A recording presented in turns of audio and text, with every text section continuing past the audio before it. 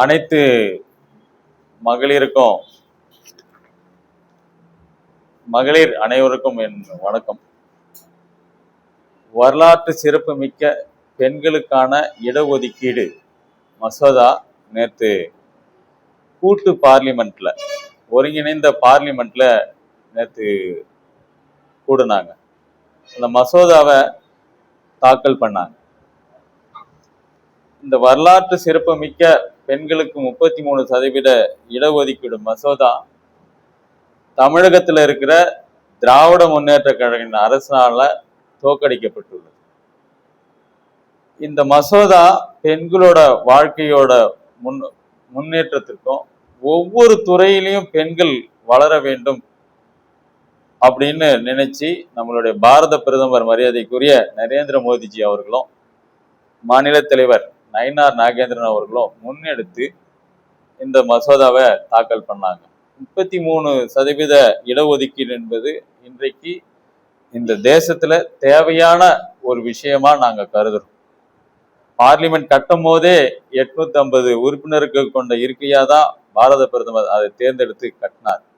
ஆனா தமிழகத்துல இருக்கிற குறிப்பா சொல்லக்கூடியனா திராவிட முன்னேற்ற கழகம் அரசு இந்த மசோதாவுக்கு எதிர்ப்பா ஓட்டளித்து இந்த மசோதாவை தோற்கடிச்சு. மசோதாவை தோற்கடிக்கல, பெண்களை தோற்கடிச்சு. குறிப்பா அரசியலுக்கு வரக்கூடிய பெண்களை திராவிட முன்னேற்ற கழக அரசு தோற்கடிச்சது. அது மட்டுமல்ல, தோற்கடிச்சது மட்டும் அல்ல, அந்த தோற்கடிச்ச விஷயத்த பட்டாசு வெடிச்சு கொண்டாடுற ஒரு கேவலமான ஒரு விஷயம். தமிழக முதலமைச்சர் பெண்களுக்கு எதிரான ஒரு மசோதாவை எதிர்ப்பா ஓட்டு போட்டு தோற்கடிக்கிறாரு. அந்த தோற்கடிக்கிற விஷயத்த பட்டாசு வெடிச்சு கொட்டுற கேவலமா இல்லை? அவங்க வீட்லயும் பெண்கள் இருக்காங்க, அவங்க கட்சியிலயும் பெண்கள் இருக்காங்க, மகளிர் இருக்காங்க. அந்த மகளிர்லாம் என்ன நினைப்பாங்க?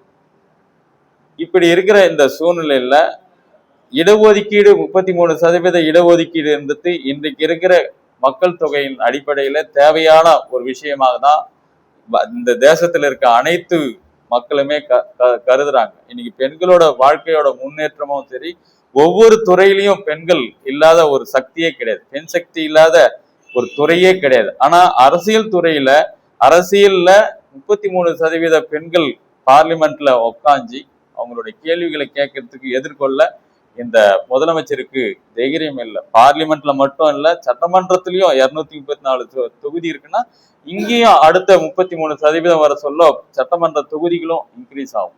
கேட்டா சட்டமன்ற தென் தமிழகமே தென்னிந்தியாவே பாதிக்கப்படுதுன்னு ஒரு விஷயத்த ஒரு குருடாவை ஒரு கட்டுக்கதைய சொல்றார்.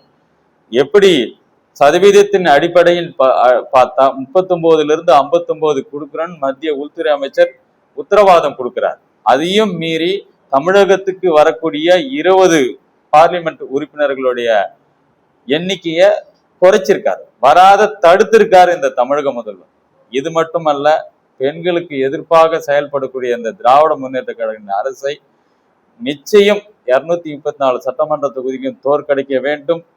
திராவிட முன்னேற்ற கழகத்திற்கு ஒரு பெண்கள் கூட வாக்களிக்க கூடாது என்று பாரதிய ஜனதா கட்சியின் சார்பாக கேட்டுக்கொள்கிறேன். அந்த மசோதாவை தோற்கடித்து பட்டாசு கொளுத்தி வெடிச்சிய தமிழக தற்போதைய காப்பந்து முதலமைச்சர் முத்துவேல் கருணாநிதி ஸ்டாலின் அவர்களை வன்மையாக கண்டிக்கிறோம்.